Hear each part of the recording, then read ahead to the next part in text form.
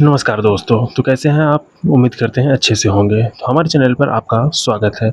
तो आज हम इसमें कवर करने वाले हैं समसामयिक घटना चक्र, है ना? समसामयिक घटना चक्र, भारत का भूगोल। तो इसमें ये आज जो हमारा टॉपिक है वो है भारत का भौतिक विभाजन भाग 1। भाग 1 इसलिए है कि हम इसको 2 पार्ट में कवर करेंगे। इस पार्ट में हमारा होगा भारत के प्रमुख प्रदेश, उत्तर का पर्वतीय प्रदेश, दक्षिण एवं मध्य भारत की पर्वत श्रेणियों की पहाड़ियाँ और पर्वत की चोटियाँ, ये हमारा इसमें कवर होगा। तो चलिए बिना देर करते हुए आज हम घटना चक्र को प्रारंभ करते हैं। देखिए, यह हमारा सबसे पहला टॉपिक है जिसका नाम है भारत के प्राकृतिक प्रदेश। क्या नाम है? भारत के प्राकृतिक प्रदेश। तो इसको एक-एक पॉइंट को, एक-एक लाइन को हम समझेंगे। यानी भारत का भौतिक विभाजन में सबसे पहला जो आता है हमारा भारत के प्राकृतिक प्रदेश। चलिए इसके नोट्स को पढ़ते हैं और समझते हैं यहाँ से।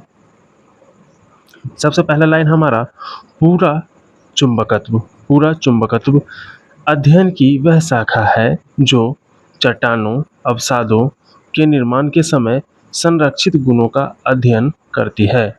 यानी पूरा चुंबकत्व जो है क्या है? अध्ययन की वह शाखा है जो चट्टानों, अवसादों के निर्माण के समय संरक्षित गुणों का अध्ययन करती है। विज्ञान की यह शाखा प्राचीन प्राचीन भूवैज्ञानिक चट्टानों के अध्ययन में सहायक होती है। पृथ्वी के चुंबकीय क्षेत्र का अध्ययन भी पूरा चुंबकत्व के माध्यम से किया जाता है। अल्फ्रेड वेगनर, ये नाम याद रखना है। अल्फ्रेड वेगनर के महाद्वीपीय विस्थापन सिद्धांत, डायरेक्ट क्वेश्चन बनेगा कि महाद्वीपीय विस्थापन सिद्धांत किसने दिया था? Alfred Wegener. को प्रमाणित करने के लिए भी पूरा चुंबकीय अध्ययन को आधार बनाया गया है। महाद्वीपीय विस्थापन के सिद्धांत के अनुसार भारतीय स्थलपिंड गोंडवाना लैंड का भाग है। गोंडवाना लैंड का भाग है। गोंडवाना भूभाग के विशाल क्षेत्र में भारत गोंडवाना भूभाग के विशाल क्षेत्र में भारत, ऑस्ट्रेलिया, अफ्रीका, दक्षिण अमेरिका तथा अंटार्कटिका के क्षेत्र शामिल थे। यानी बोला गया कि भारतीय स्थलपिंड गोंडवाना लैंड में कौन कौन सा भाग शामिल था? तो ऑस्ट्रेलिया था हमारा, ऑस्ट्रेलिया था, अफ्रीका था, दक्षिण अमेरिका था, अंटार्कटिका था और भारत तो था ही। इसको मिलाकर के कुल 5 कंट्री जो है इसमें शामिल थे। अब अगला लाइन है हमारा कि मध्यवर्ती मध्यजीवी कल्प में संवहनीय धाराओं द्वारा गोंडवाना लैंड को अनेक टुकड़ों में विभाजित कर दिया गया। इस विभाजन के फलस्वरूप भारतीय प्लेट गोंडवाना भूमि से अलग होने के बाद उत्तर दिशा की ओर विस्थापित होने लगी।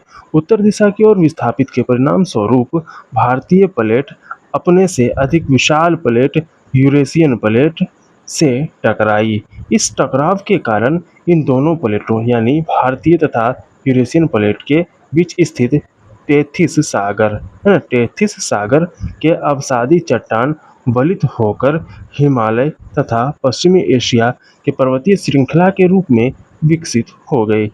हिमालय की पूर्वी पर्वत श्रृंखला एक युवा स्थलाकृति को दर्शाती है। इसमें ऊंचे शिखर, गहरी घाटियां, तेज बहने वाली नदियां हैं। हिमालय के तराई क्षेत्र में पाताल तोर कुएं भी पाए जाते हैं। डायरेक्ट प्रश्न बनेगा पाताल तोर कुएं कहाँ पाए जाते हैं? तो हिमालय के तराई क्षेत्र में। टेथिस सागर के हिमालय के रूप में ऊपर उठने तथा प्रायद्वीपीय पठार के ऊपरी किनारे के नीचे धंसने के कारण एक बृहद द्रोणी यानी बेसिन का निर्माण हुआ है। समय के साथ साथ यह बेसिन उत्तर के पर्वतों एवं प्रायद्वीपीय पठारों से बहने वाली नदियों के अवसादी निक्षेपों द्वारा धीरे धीरे भर गया। इस प्रकार जलोढ़ निक्षेपों से निर्मित एक विस्तृत समतल भूभाग भारत के उत्तरी मैदान के रूप में विकसित हो गया।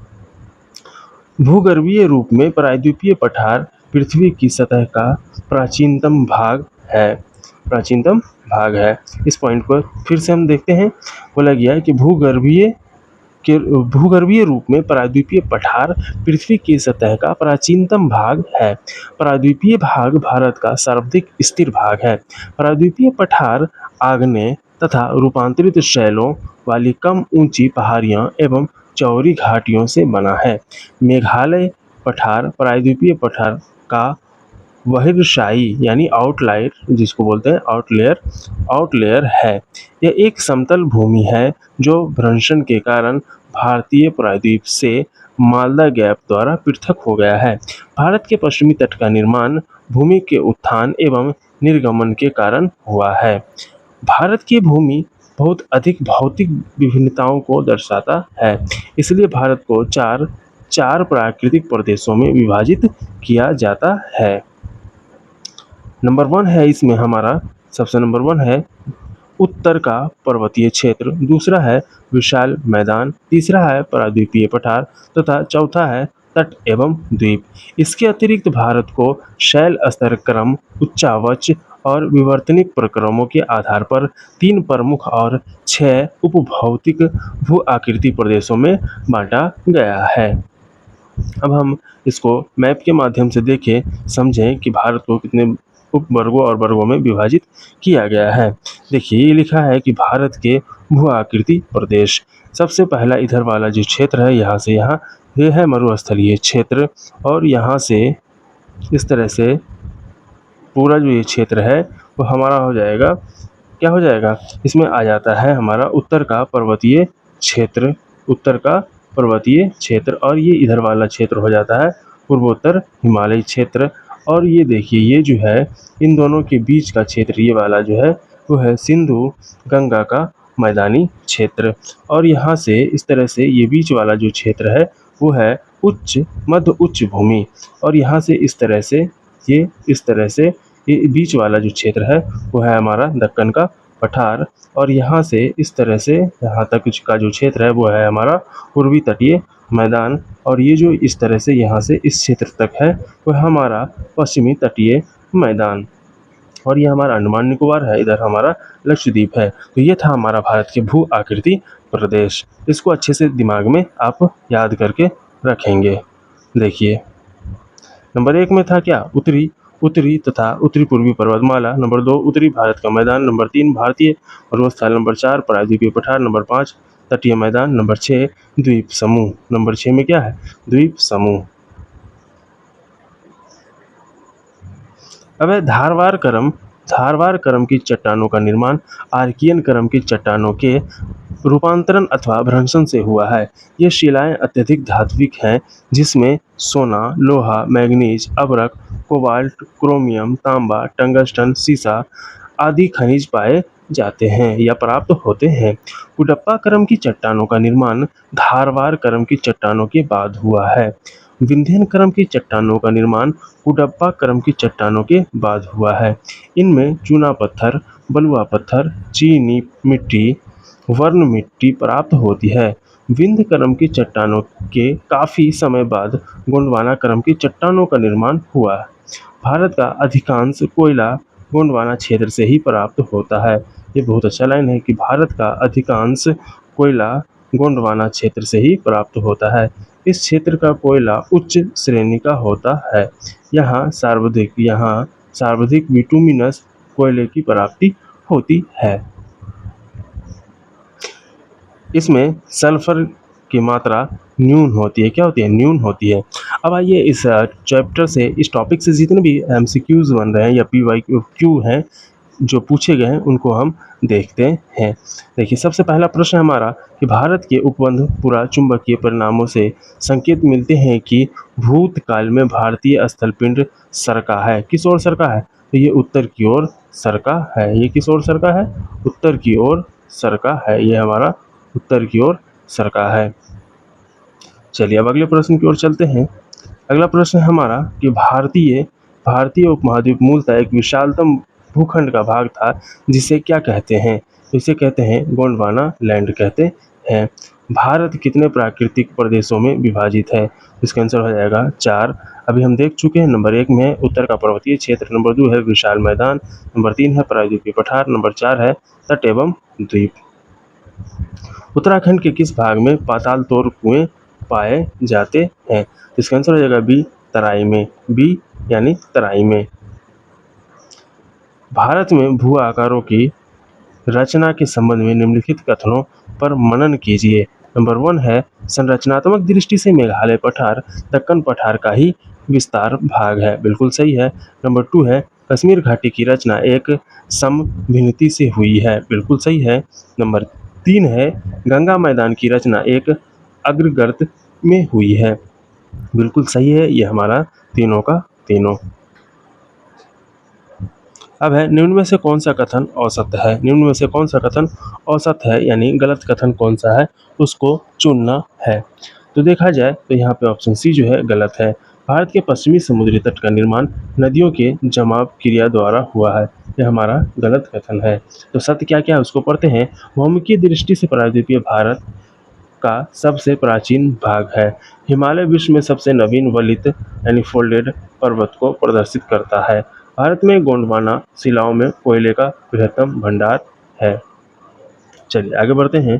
तो हमारा अगला प्रश्न है वो है सूची 1 को सूची 2 से मिलान करना है। तो सबसे पहला है दक्कन ट्रैप। दक्कन ट्रैप जो है हमारा वो मिल जाएगा हमारा किससे, तो हमारा मिक्स हो जाएगा क्रीटेशियस आदि नूतन से। आदि नूतन से पश्चिमी घाट जो हो जाएगा उत्तर नूतन से। अरावली हो जाएगा, अरावली हमारा प्री कैम्ब्रियन से। कहाँ से, प्री कैम्ब्रियन से। अब नर्मदा एवं ताप्ती जो हो जाएगा नर्मदा ताप्ती जलोढ़ निक्षेप अत्यंत नूतन से। चलिए आगे बढ़ते हैं। केरल का कुट्टानाड, केरल का कुट्टानाड या कुट्टानाडु प्रसिद्ध है किस लिए, तो भारत का न्यूनतम ऊंचाई वाला क्षेत्र, भारत का न्यूनतम ऊंचाई वाला क्षेत्र जो केरल का कुट्टानाड है। निम्नलिखित में से कौन से मरुस्थल है, जो है सिंधु क्षेत्र। कौन सा है, सिंधु क्षेत्र है। निम्नलिखित में से कौन सा जिला धारवाड़ भूस्तरीय रचना वाला नहीं है, तो इसका आंसर हो जाएगा बी रोहतास। क्या हो जाएगा, बी रोहतास। निम्नलिखित में से कौन सी चट्टान प्रणाली भारत में नवीनतम है, भारत में नवीनतम है, तो इसका आंसर हो जाएगा डी गोंडवाना। क्या हो जाएगा, डी गोंडवाना। निम्नलिखित कथनों पर को पढ़कर सही विकल्प का जवाब देना है। तो बोला गया है यहाँ पे कथन और कारण, कथन 1 कथन 2 है, तो जो है इसका आंसर हो जाएगा कथन 1 औसत है, कथन 2 सत्य है। यानी जो सत्य है उसको पढ़ देते हैं। भूगर्भिक समय मापक के अनुसार भारतीय चट्टानों को आर्कियन, पैरानिक, द्रविड़ियन, आर्यन युग में विभाजित किया गया है। गंगा के मैदान को डैश के रूप में वर्णित किया जाता है, इसका आंसर हो जाएगा इसको वर्णित किया जाता है जियोसिंक्लाइन के रूप में। किस रूप में, जियोसिंक्लाइन के रूप में। अब है हमारा दूसरा टॉपिक आता है हमारा उत्तर का पर्वतीय क्षेत्र। क्या आता है, उत्तर का पर्वतीय क्षेत्र। तो चलिए इसके नोट्स को हम पढ़ते हैं और समझते हैं। भारत की उत्तरी सीमा पर विस्तृत हिमालय भूगर्भीय रूप से युवा एवं बनावट की दृष्टिकोण से नवीन वलित पर्वत श्रृंखला है। ये वलित श्रृंखलाएं पश्चिम पूर्व दिशा में सिंधु से लेकर ब्रह्मपुत्र तक फैली है। हिमालय विश्व की सबसे ऊंची पर्वत श्रेणी है। हिमालय का लगभग 2500 किलोमीटर की लंबाई और औसत चौड़ाई लगभग 240 किलोमीटर है। यानी लंबाई की बात किया जाए तो कितना है, 2500 किलोमीटर, और चौड़ाई की बात किया जाए तो लगभग 240 किलोमीटर में फैला एक अर्धवृत्त का निर्माण करता है। इसकी चौड़ाई कश्मीर में 400 किलोमीटर, हिमालय की चौड़ाई कश्मीर में कितना, 400 किलोमीटर एवं अरुणाचल प्रदेश में 150 किलोमीटर है। भारत के प्रमुख हिमालयी राज्य या केंद्र शासित प्रदेश जम्मू और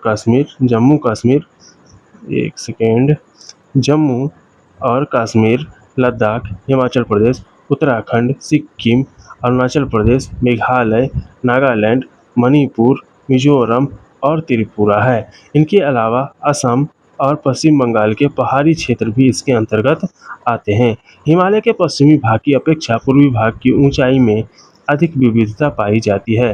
हिमालय को निर्माण की आयु के आधार पर एवं वलयों की तीव्रता के आधार पर 4 समांतर संरचनात्मक क्षेत्र में बांटा जा सकता है। अब देखिए ये 4 समांतर क्षेत्र में बांटा जा सकता है, तो वो चारों समांतर क्षेत्र कौन कौन सा है।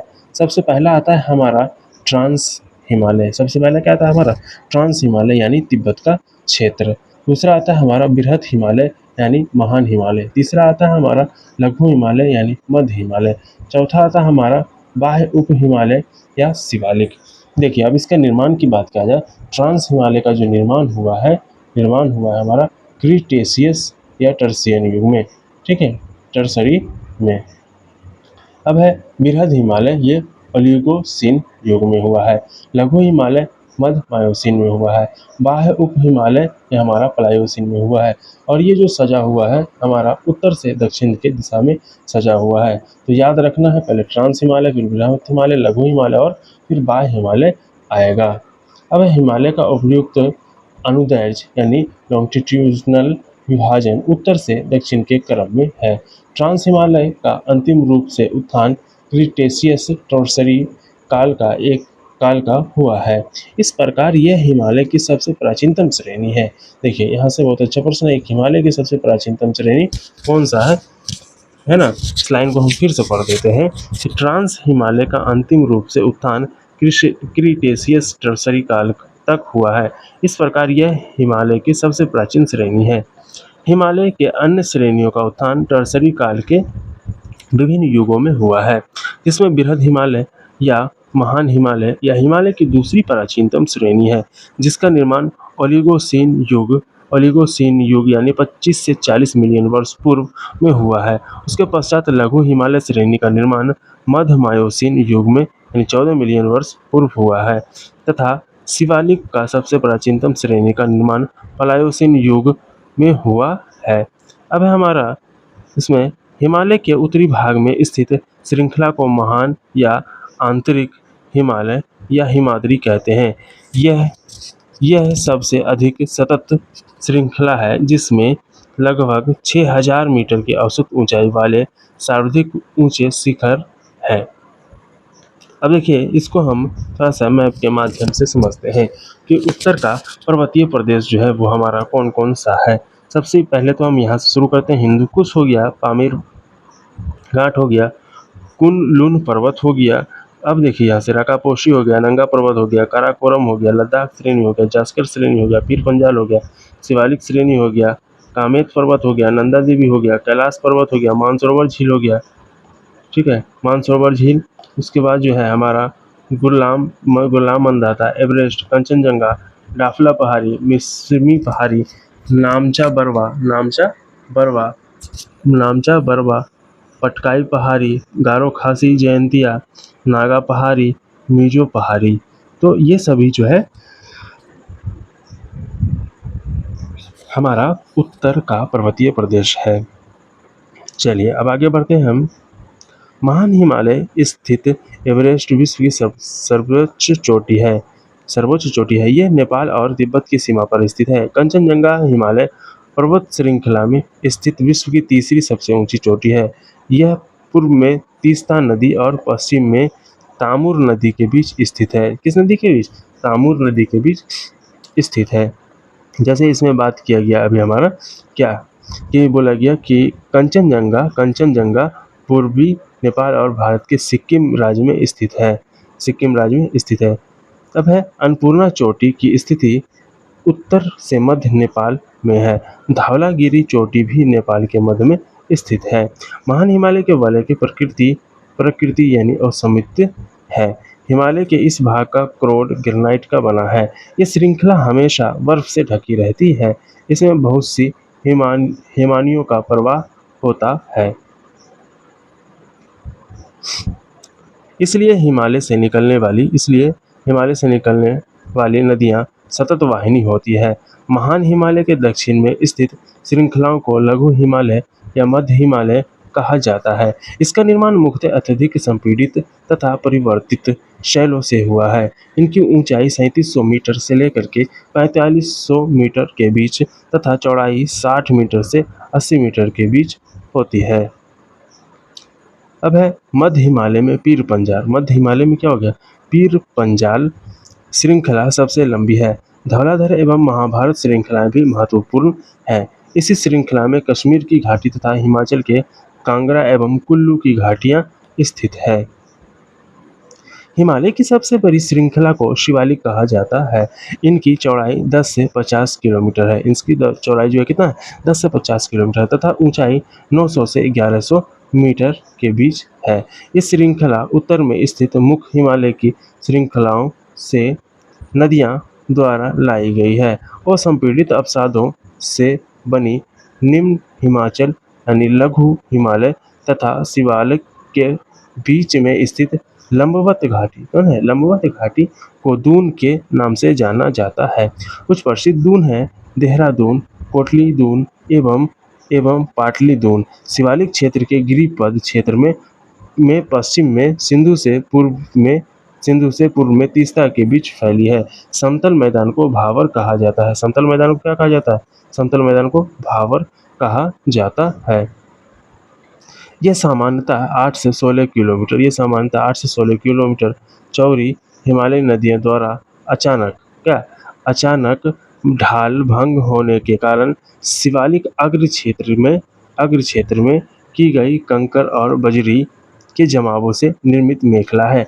कंकर और बजरी की सांद्रता इतनी अधिक होती है कि समूची नदी इसमें लुप्त हो जाती है और धरातल पर केवल सूखी घाटी ही दिखाई पड़ती है।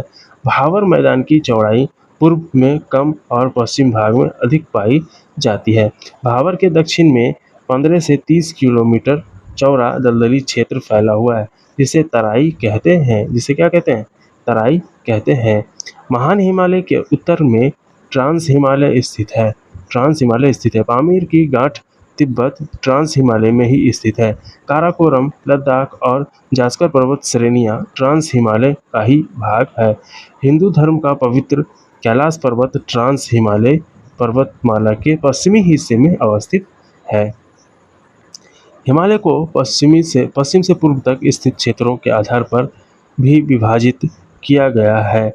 इन वर्गीकरण को नदी घाटियों की सीमाओं के आधार पर किया गया है। उदाहरण के लिए सतलुज एवं सिंधु के बीच हिमालय के भाग को पंजाब हिमालय के नाम से जाना जाता है। देखिए इसको समझना है। क्या बोला गया कि सतलुज एवं सिंधु के बीच स्थित हिमालय भाग को क्या बोलते हैं? पंजाब हिमालय के नाम से जाना जाता है।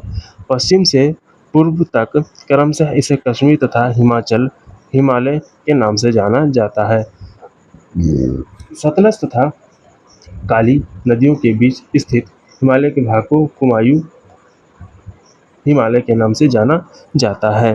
काली एवं तीस्ता नदियों के बीच स्थित हिमालय के भाग को नेपाल हिमालय के नाम से जाना जाता है। तीस्ता एवं दिहांग नदियों के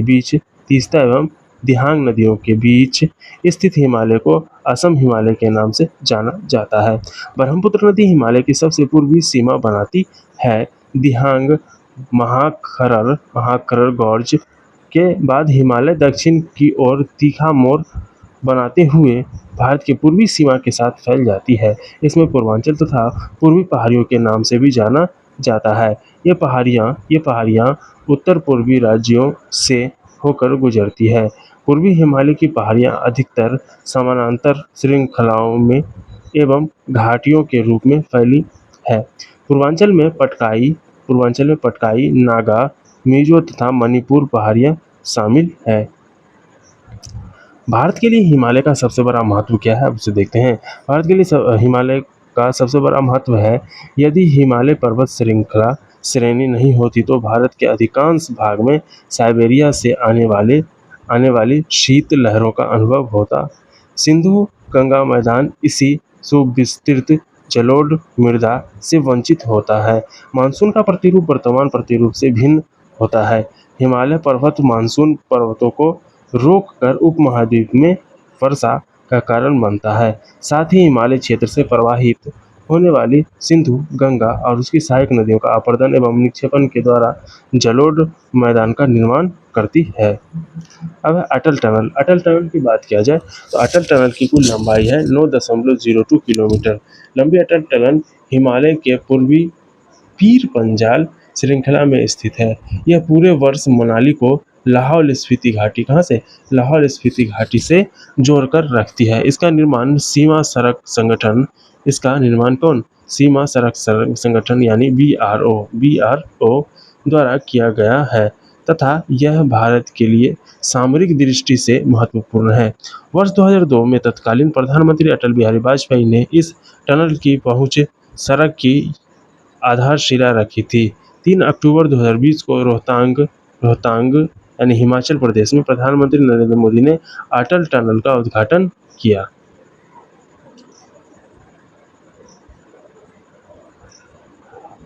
अब है हमारा जो कुछ प्रश्न बनता है इस टॉपिक से हम उसको देखते हैं। इसमें प्रश्नों की बात किया जाए तो निम्न वक्तव्यों पर विचार करना है। तो सबसे पहला कथन है हमारा, हिमालय से निकलने वाली सभी नदियां सतत वाहिनी होती है। बिल्कुल, तो हिमालय से निकलती है वो नदियां सतत वाहिनी होती है। दूसरा कारण है, हिमालय अपनी वर्षा का अधिकांश दक्षिणी पश्चिमी मानसून से प्राप्त करता है। दोनों सही है, ये भी सही है, लेकिन ये दोनों कथन और कारण स्पष्ट नहीं है, सत्य नहीं है। चलिए आगे बढ़ते हैं। निम्न कथनों पर विचार कर सही उत्तर का चयन कीजिए। निम्न कथनों का चयन कर सही उत्तर का चयन कीजिए। तो सबसे पहला कथन है हमारा, कथन में बोला गया कि हिमालय से निकलने वाली नदियां सतत वाहिनी होती है। बिल्कुल, हिमालय नदियों का उद्गम स्रोत हिमानियों में स्थित है। ए और आर दोनों सही है। ये दोनों का दोनों कथन क्या है? ये हमारा सत्य है। ये भी कथन और ये भी कथन सत्य है। अब है हिमालय की रचना समांतर वलय श्रेणियों से हुई है। किससे हुई है हिमालय की रचना? तो समांतर वलय श्रेणियों से हुई है, जिसमें से प्राचीनतम श्रेणी है। अब है तो इसका आंसर हो जाएगा बृहत हिमालय, ये प्राचीनतम श्रेणी है। यदि हिमालय पर्वत श्रेणी नहीं होती तो भारत का सर्वाधिक संभाव्य भौगोलिक प्रभाव क्या होता? तो इसका आंसर हो जाएगा हमारा तीनों इसमें से 1, 2, 3। देश के अधिकांश भाग में साइबेरिया से आने वाली शीत लहरों का अनुभव होता। बिल्कुल, सिंधु गंगा मैदान इतनी सुविस्तृत जलोढ़ मृदा से वंचित होता। मानसून, ठीक है, मानसून का प्रतिरूप वर्तमान प्रतिरूप से भिन्न होता। उत्तर भारत में उप हिमालय क्षेत्र के सहारे फैले समतल मैदान को क्या कहा जाता है? तो इसका आंसर हो जाएगा डी, भावर कहा जाता है। हिमालय का पर्वत पादीय प्रदेश है, तो शिवालिक। कौन है? शिवालिक। शिवालिक पहाड़ियां निम्न में से किसका हिस्सा है? तो आंसर हो जाएगा सी, हिमालय का। शिवालिक पहाड़ियां निम्न में से किसका हिस्सा है? इसका आंसर हो जाएगा सी, हिमालय का। शिवालिक श्रेणी का निर्माण हुआ है किस काल में? शिवालिक श्रेणी का निर्माण हुआ है सोनोजोइक काल में। शिवालिक श्रेणियों की ऊंचाई कितनी है? तो 900 से 1100 मीटर है। 900 से 1100 मीटर है। उप हिमालय, चलिए आगे बढ़ते हैं। कुमाऊं हिमालय निम्न में से किस नदियों के बीच स्थित है? इसका आंसर हो जाएगा सी, सतलज और काली के बीच स्थित है। शिवालिक शैल समूह के दक्षिण में भावर क्षेत्र किसका उदाहरण है? तो गिरिपद की स्थिति का। किसका? गिरिपद की स्थिति का। जब आप हिमालय की यात्रा करेंगे तो आप क्या देखेंगे? तो सबसे पहला गहरे गड्ढे, दूसरा यू घुमाव वाले नदी मार्ग, 3 समांतर पर्वत श्रेणियां, नंबर 4 भूस्खलन के लिए उत्तरदायी तीव्र ढाल एवं प्रवणता। ये हमारा चित्र के माध्यम से नीचे दिए गए जम्मू और कश्मीर के मानचित्र की जांच कीजिए। मतलब 1 है, 2 है, 3 है और 4 है, यानी एक तरह से देखा जाए तो ये उत्तर से दक्षिण के क्रम, किधर? उत्तर से दक्षिण के क्रम में हमको दर्शाया गया है। तो हम समझते हैं इसमें क्या क्या आएगा। तो इसका आंसर हो जाएगा, देखिए ये हो जाएगा काराकोरम, ठीक है। उसके बाद क्या हो जाएगा हमारा? काराकोरम, और लद्दाख, और ये हो जाएगा हमारा जास्कर पीस, हो जाएगा हमारा पीर पंजाल। अब है लघु हिमालय स्थित है किसके मध्य में? आंसर हो जाएगा बी, शिवालिक और महान हिमालय के बीच में। लघु हिमालय स्थित है किसमें? शिवालिक और महान हिमालय के बीच में। पश्चिमी भाग में हिमालय की श्रेणियों का दक्षिण से उत्तर की ओर निम्न में से कौन सा क्रम सही है? तो इसका आंसर हो जाएगा बी, शिवालिक, लघु हिमालय, महान हिमालय इत्यादि। तो ये हो गया हमारा तीनों, जो हमारा सही क्रम में सजा हुआ। किधर से? दक्षिण से उत्तर की ओर, यानी नीचे से ऊपर की ओर। शिवालिक हो गया, लघु हिमालय हो गया हमारा, उसके बाद हो जाएगा महान हिमालय। निम्न में से कौन सबसे प्राचीन पर्वत श्रेणी है? इसका आंसर होगा सी, शिवालिक। अधोलिखित उच्चावच आकृतियों पर ध्यान दीजिए। तो इसमें से बोला गया उपयुक्त उच्चावच आकृतियों का दक्षिण से उत्तर की ओर, यानी नीचे से ऊपर की ओर इसको सजाना है। तो इसका आंसर हो जाएगा 2, 1, 3, 4। 2 है ना, 2, 1, 3, 4। तो सबसे पहले आ जाएगा हमारा धौलाधर, लद्दाख। उसके बाद आ जाएगा हमारा 2 हो गया धौलाधर, उसके बाद 1 हो जाएगा जास्कर पर्वत, उसके बाद लद्दाख पर्वत, उसके बाद हो जाएगा हमारा 4 काराकोरम पर्वत, काराकोरम। इसको याद रखना KLJP किस रूप में, KLJP आपका याद हो जाएगा आसानी से, काराकोरम लद्दाख, ठीक है। KLJ फिर जास्कर, पी से पीर पंजाल।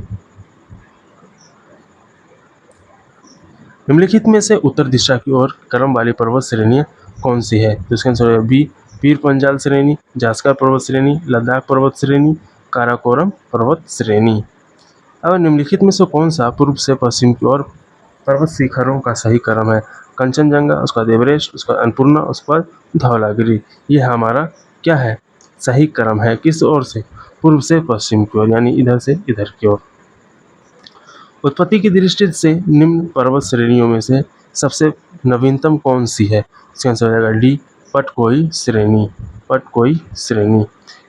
निम्नलिखित राज्यों में से कौन सा पटकोई पहाड़ियों का संलग्न नहीं है या पर उसे से संबंधित नहीं है? तो इसका आंसर हो जाएगा बी, त्रिपुरा नहीं है, लेकिन नागालैंड है, मणिपुर है और मिजोरम है। पीर पंजाल श्रेणी, पीर पंजाल श्रेणी पाई जाती है जम्मू एवं कश्मीर में। पीर पंजाल श्रेणी कहाँ पाई जाती है? जम्मू एवं कश्मीर में। अटल टनल से संबंधित निम्न कथनों पर विचार कीजिए। इसका आंसर हो जाएगा डी, 1, 2, 3, 4, यानी इसका निर्माण सीमा सड़क संगठन द्वारा कराया गया, बिल्कुल BRO के द्वारा कराया गया है। अब है यह मनाली और लाहौल स्पीति घाटी को जोड़ती है, बिल्कुल। यह हिमालय के पीर पंजाल पर्वत श्रेणियों के मध्य स्थित है, बिल्कुल। यह भारत के लिए सामरिक दृष्टि से महत्वपूर्ण है। अटल सुरंग रोहतांग हिमाचल प्रदेश की लंबाई कितनी है? तो इसका आंसर हो जाएगा बी, 9.02 किलोमीटर। निम्न हिमालय पर्वत श्रेणियों में से किस पर्वत श्रेणी को अटल टनल पार करती है? तो इसका आंसर है डी, पूर्वी पीर पंजाल। किन दो पर्वत श्रेणियों के मध्य कश्मीर घाटी स्थित है? तो इसका आंसर हो जाएगा बी, बृहद हिमालय व पीर पंजाल, बृहद हिमालय व पीर पंजाल। कश्मीर घाटी स्थित है, कश्मीर घाटी स्थित है ये पीर पंजाल और हिमाद्री पर्वत श्रेणियों के मध्य। अब है अगला हमारा, इनमें में से कौन सा चीन का भाग है? तो इसका आंसर हो जाएगा डी, लद्दाख का पठार जो है ये हमारा किसका, सॉरी, अक्साई चीन का भाग है।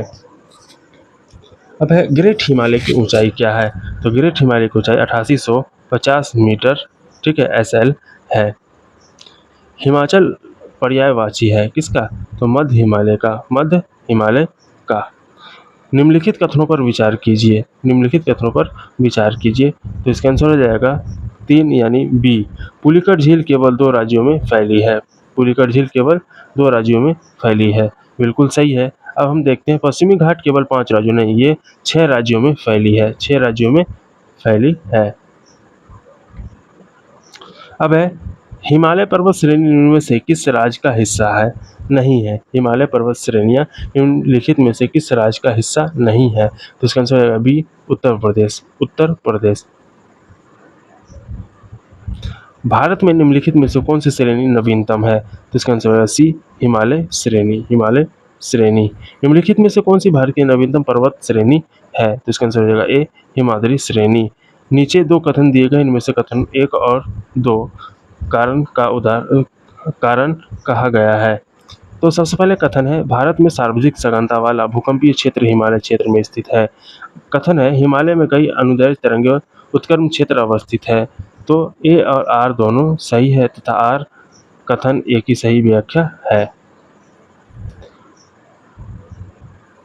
मणिपुर पहाड़ियों से घिरा इम्फाल बेसिन एक सुंदर उदाहरण है। ये है सरोवरीय मैदान का उदाहरण, सरोवरीय मैदान का उदाहरण। हिमालय पर्वत श्रेणी के संबंध निम्न में से कौन से कथन सही है? तो इसका आंसर हो जाएगा बी, यानी 2 और 3।